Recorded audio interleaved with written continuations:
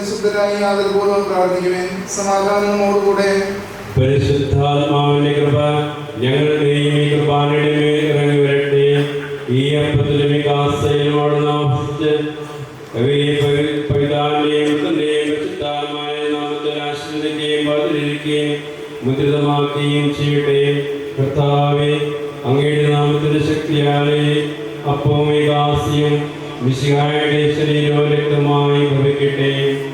സത്യവിശ്വാസത്തോടെ ഈ അപ്പത്തിൽ നിന്ന് ഭക്ഷിക്കുകയും കാസിൽ പാനം ചെയ്യുകയും ചെയ്യുന്നവർക്ക് ഇവ കടങ്ങളുടെ പ്രതിക്കും പാപങ്ങളുടെ മോചനത്തിനും ഉയർപ്പിനുള്ള വലിയ പ്രത്യാശയ്ക്കും ആത്മാവിൻ്റെയും ശരീരത്തിൻ്റെയും രക്ഷയ്ക്കും നിത്യമാർഗത്തിനും കാരണമാകട്ടെ.